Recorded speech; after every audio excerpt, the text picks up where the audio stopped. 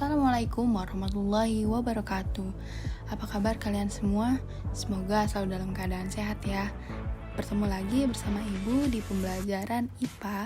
Dan kali ini kita akan mempelajari tentang energi dalam kehidupan. Nah, apa itu energi? Energi adalah kemampuan untuk melakukan usaha atau kerja dan nantinya terjadi suatu perubahan. Nah, energi ini sumbernya terbagi menjadi dua, ada yang dapat diperbaharui dan tidak dapat diperbaharui. Energi yang dapat diperbaharui yaitu energi yang digunakan secara berkali-kali dan tidak akan habis karena dihasilkan secara alamiah terus-menerus ya. Kemudian contoh dari energi yang dapat diperbaharui yaitu energi panas matahari, angin, dan air yang mengalir. Energi matahari ada sejak bumi terbentuk. Matahari telah menghasilkan energi berupa panas dan cahaya, dan itu dianggap tidak terbatas. Kemudian ada energi tenaga angin. Angin adalah udara yang bergerak yang tercipta saat matahari memanaskan permukaan bumi.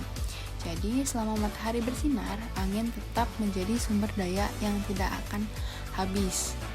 Ada pula air terjun atau air yang mengalir. Ini menciptakan energi yang dapat ditangkap dan diubah menjadi listrik yang disebut dengan pembangkit listrik tenaga air. Nah, air ini terjadi secara terus-menerus sehingga dapat diperbaharui dengan siklus. Ada pula contoh dari energi panas bumi. Bumi terus-menerus dihangatkan oleh intinya, sehingga ketika kita menggunakan energi panas bumi, kita tidak menggunakan sumber daya seperti yang kita lakukan ketika kita membakar gas. Nah, ada juga energi yang tidak dapat diperbaharui, yaitu sumber energi yang perlu pembentukannya memerlukan proses waktu jangka yang sangat lama, bahkan bisa sampai ke jutaan tahun. Contohnya dari energi yang tidak dapat diperbaharui yaitu ada minyak, gas alam, batu bara, dan kemudian ada minyak ya. Minyak adalah bahan bakar fosil cair. Sebagian besar minyak dunia masih jauh di bawah tanah. Nah, ada batu bara. Batu bara adalah bebatuan yang berwarna hitam atau kecoklatan. Biasanya batu bara digunakan untuk menciptakan energi. Kemudian ada bentuk-bentuk energi. Nah, bentuk energi ini terbagi menjadi 4. Ada energi cahaya, energi panas, energi listrik, dan energi kimia. Energi cahaya adalah energi yang bersumber dari segala sesuatu yang dapat memancarkan cahaya. Contohnya ini ya, dari matahari. Kemudian ada energi panas, yaitu energi yang bersumber dari semua benda yang dapat menghasilkan panas. Kemudian ada energi listrik, yaitu energi yang tersimpan dalam arus listrik. Dan energi kimia, yaitu energi yang dihasilkan oleh senyawa kimia. Contohnya ketika kamu menggerakkan mainan dengan menggunakan baterai ya. Nah, baterai itu merupakan energi sumber kimia. Kemudian masuk ke transformasi energi. Transformasi energi ini terbagi menjadi 3. Ada energi potensial, energi kinetik, dan energi mekanik. Energi potensial adalah energi yang tersimpan dalam suatu benda karena ketinggiannya. Jadi, semakin tinggi suatu benda, maka semakin besar energi potensialnya. Contohnya ketika benda dijatuhkan dari atas. Nah, ada rumusnya juga nih. Energi potensial sama dengan M kali G kali H. Dengan keterangan EP-nya energi potensial, satuannya Joule, M-nya sama dengan massa benda, satuannya kilogram, G-nya sama dengan gravitasi bumi, satuannya meter per second kuadrat, kemudian H-nya adalah ketinggian, satuannya meter. Kemudian di sini ada contoh soal.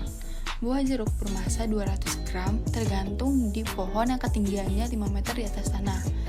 Jika percepatan gravitasi 10 meter per second kuadrat, maka hitunglah energi potensialnya. Di sini diketahui M-nya sama dengan 200 gram ya. Kita pindahkan ke kilogram jadi 0,2. Kemudian ada gravitasi. Gravitasinya 10 meter per second kuadrat dan ada H-nya ketinggiannya yaitu 5 meter. Kemudian kita masukkan rumusnya. EP sama dengan M kali G kali H.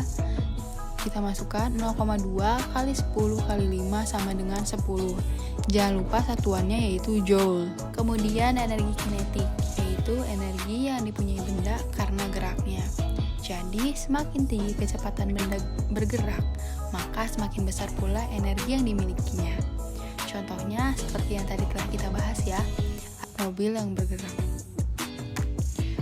Ada rumus dari energi kinetik, yaitu EK sama dengan setengah mv kuadrat. Keterangannya, EK-nya energi kinetik satuan joule, M-nya massa benda, satuannya kilogram, dan V-nya kecepatan meter per second.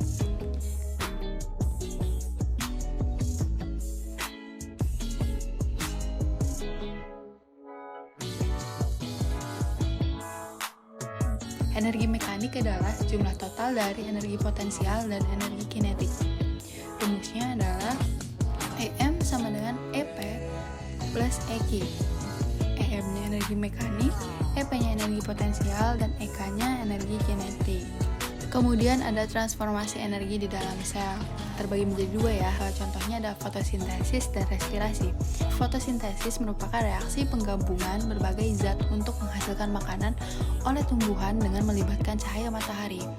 Nah, reaksinya disebut sebagai reaksi anabolisme atau pembentukan.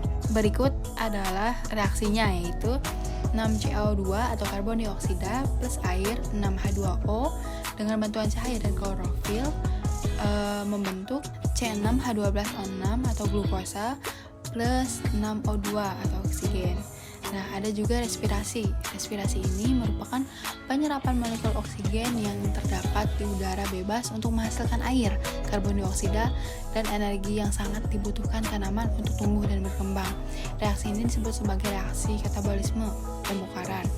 Nah, reaksinya yaitu C6H12O6 glukosa plus 6O2 oksigen membongkar menjadi 6CO2 atau karbon dioksida dan 6H2O air plus ATP energi. Nah, materi yang kita pelajari sampai di sini dulu ya. Apabila ada yang ingin ditanyakan, silahkan kalian tanyakan di grup.